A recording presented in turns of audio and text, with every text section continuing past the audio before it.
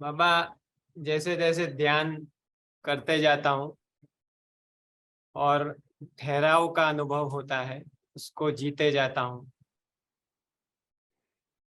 तो कोई प्रश्न तो नहीं है, लेकिन जो अंदर बाहर की, जो मन का प्रयोग करना और मन के पार रहना, ये जो अंदर बाहर करने की कला है, उसको मैं धीरे धीरे ख्याल पूर्वक सीख रहा हूँ।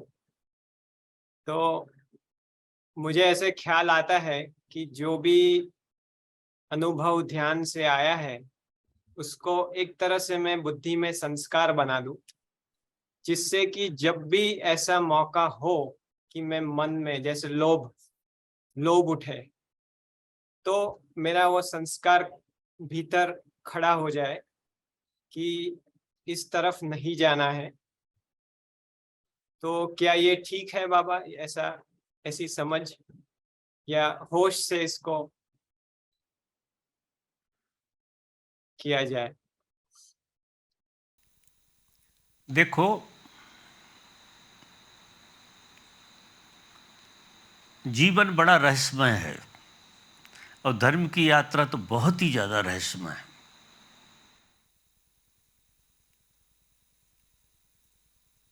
हम सब एक परस्पर तंत्रता को जीते हैं। हम स्वतंत्र कभी हो नहीं सकते, क्योंकि परस्पर तंत्रता जो है उसको हम जी रहे हैं। इसमें हम क्या करते हैं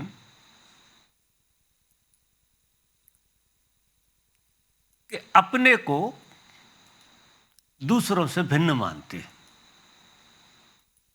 हम कुछ अलग हैं और दूसरे कुछ अलग हैं, ऐसा हमारा मानना होता है। अब एक तो मान्यता हमारी अपनी है कि हम जैसा अपने को मानते हैं वैसे हम होते।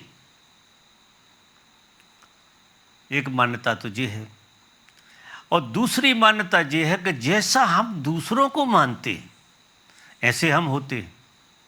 मान्यता का बहुत बड़ा खेल है। गहराई साधकों की साधना में क्यों नहीं बनती?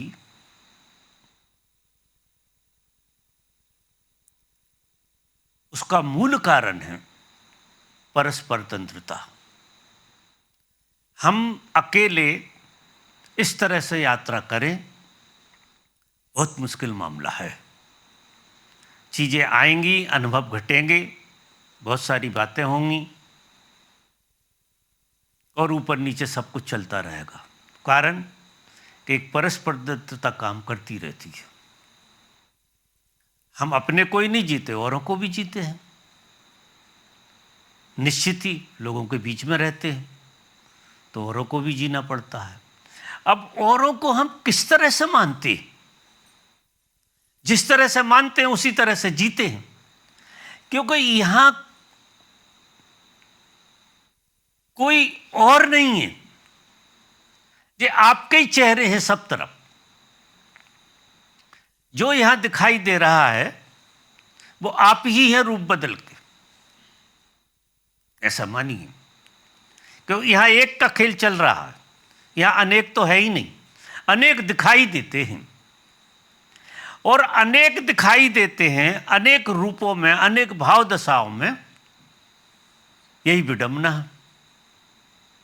इसी का नाम संसार भी है। अगर अनेक में एक दिख जाए तो धर्म है, और एक में अनेक दिखते हैं तो संसार है, पूरा का पूरा।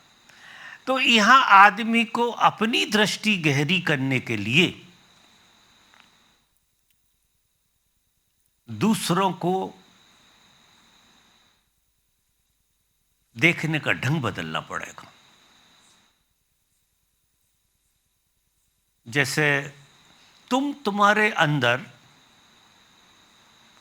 जो भी ऊंचाई, जो भी गहराई अनुभव करते हो, वो दूसरों में भी देखना शुरू करो।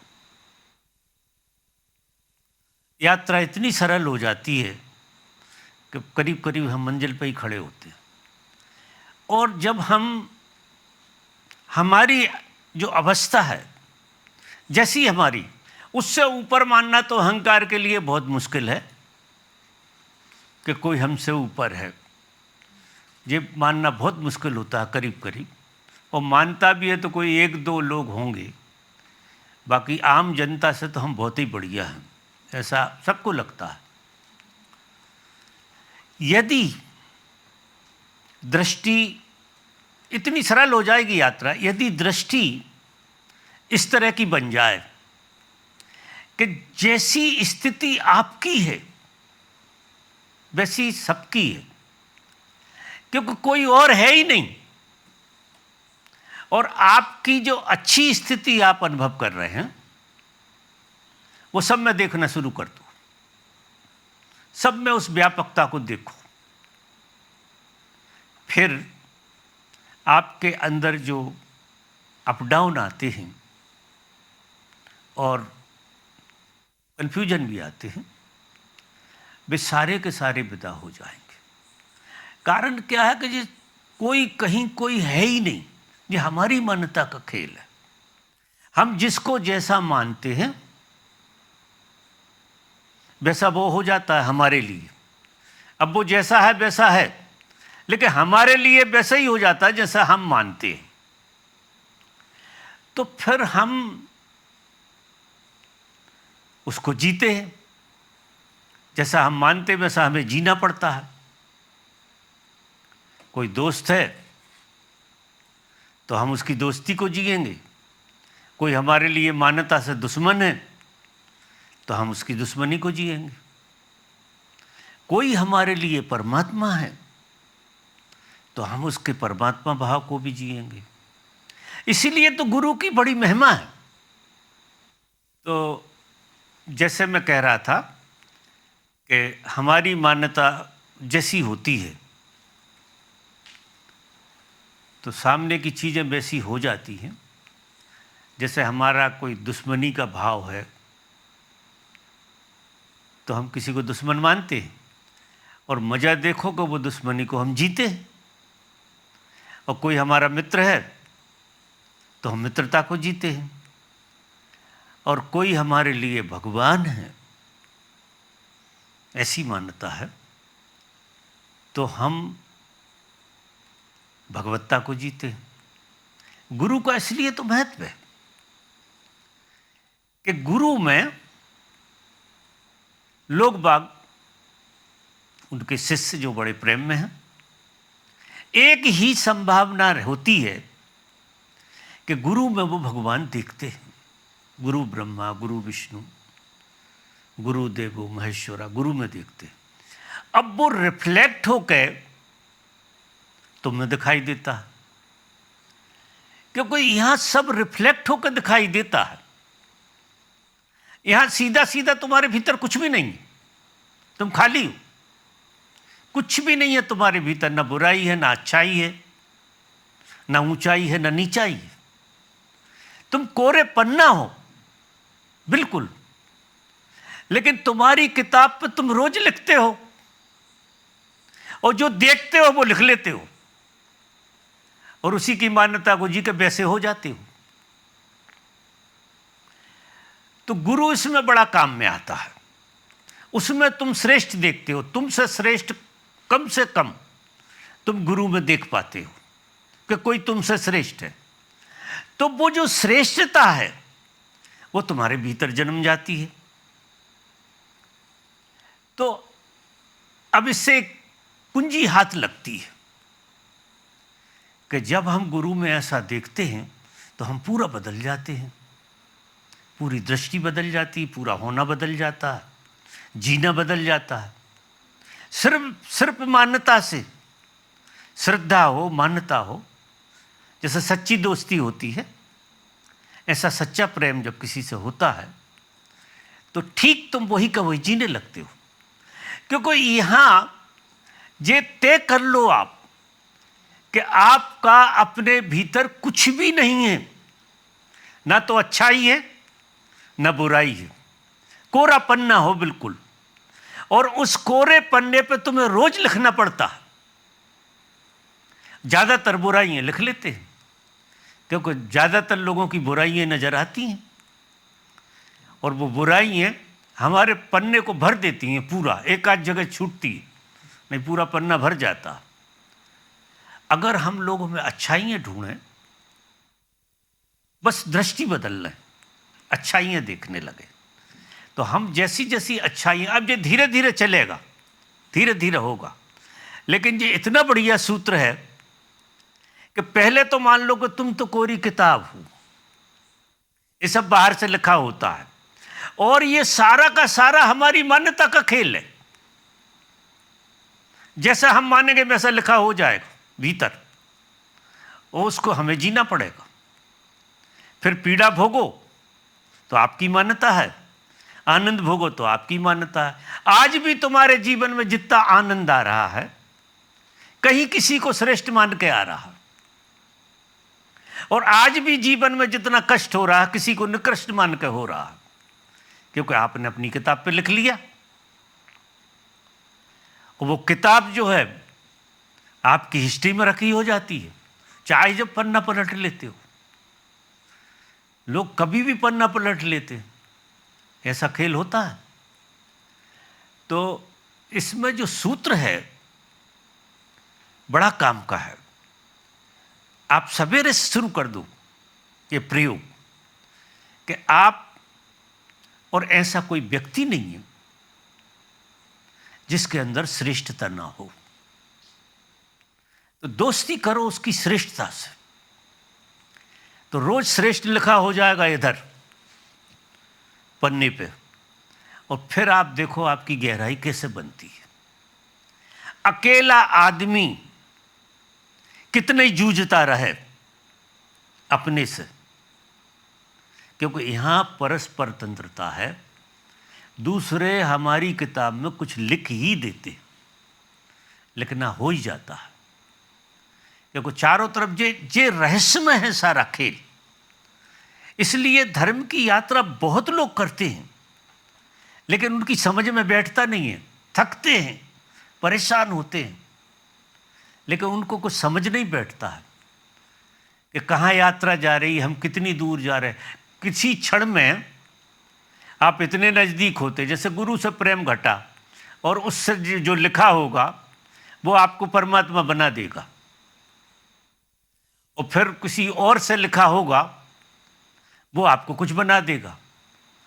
तो आपको ऐसा लगता है यात्रा हो भी रही है कि नहीं हो रही है। कई बार आपकी स्थितियां बड़ी अच्छी बनेंगी, क्योंकि अस्तित्व में श्रेष्ठता फैला दी आपने, और वो श्रेष्ठता आपकी तरफ लौट रही है, भगवत्ता आपकी तरफ लौट रही है। मनुष्यों में, फिर पेड़ पौधों में, फिर पशु पक्षियों में, सब तरफ, क्योंकि सबके भीतर व्यापकता तो परमात्मा की ही है, वही व्यापक है। कोई आदमी कुछ भी कर रहा हो, बिल्कुल कोरी किताब है। परमात्मा कभी कुछ लिख के नहीं भेजता। जब हमारा जन्म होता है तो हम कुछ लिख के नहीं आते उसकी तरफ से, उसकी तरफ से कुछ भी लिखा नहीं होता है, ये हम ही लिख लेते हैं, और फिर उसको उस तरह से जीते हैं।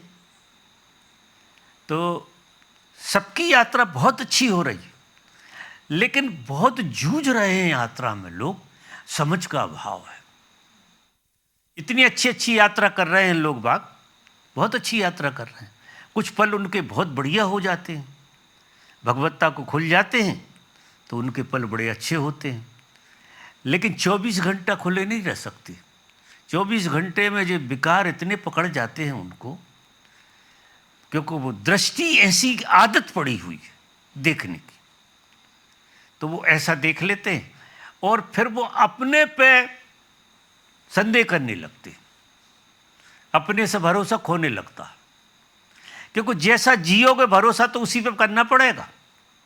जब अच्छे क्षण आते हैं तो हम अच्छे क्षण पे भरोसा कर लेते हैं, और जब बुरे क्षण आते तो हम बुरे क्षण पे भी उतना ही भरोसा करते और ये तय नहीं कर पाते कि हमारी अवस्था क्या है। कोई तय नहीं कर पाता कि अवस्था है क्या।